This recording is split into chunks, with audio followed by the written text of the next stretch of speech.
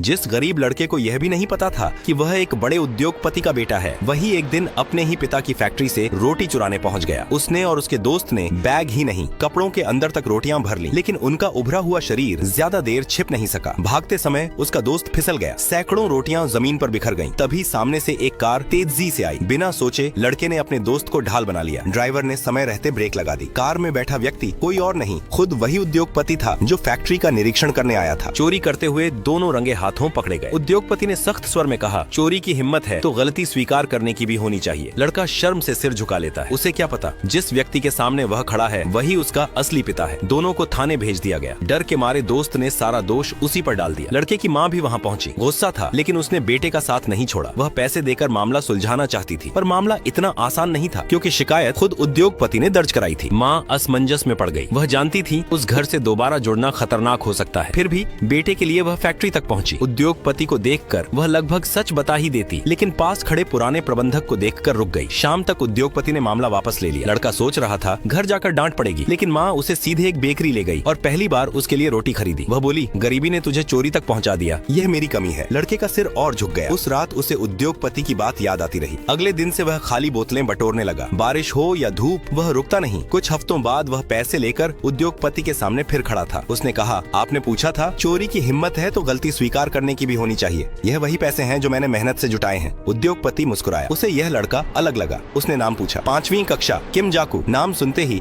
उद्योगपति का चेहरा बदल गया। 12 साल पहले उसने अपने अजन्मे बेटे के लिए यही नाम चुना था। सच जानने के लिए उसने प्रबंधक को जांच करने भेजा, लेकिन प्रबंधक ने झूठ बोल दिया। उद्योगपति चुप रहा, पर भीतर कुछ बदल चुका था। उसने स्कूल में रोटियां भेजी और खास तौर पर उस लड़के की बहादुरी की तारीफ की। घर लौटकर लड़का गर्व से माँ को बताता है, उद्योगपति ने मुझे साहसी कहा। माँ मुस्कुराती है, लेकिन उसका डर लौट आता है। कुछ ही दिनों में प्रबंधक फिर सामने खड़ा था, पुरानी चेतावनी याद दिलाते हुए। माँ घबरा गई। वह सामान बांधने लगी, लेकिन इस बार लड़का चुप नहीं रहा। वह बोला, मैं भागते भागते नहीं जीना चाहता, अगर जीना है तो यहीं। उसकी बात सुनकर माँ पहली बार ठहर गई। अगली सुबह उसने नए कपड़े पहने और इस बार भागने के लिए नहीं, अपने बेटे को उसके पिता से मिलाने।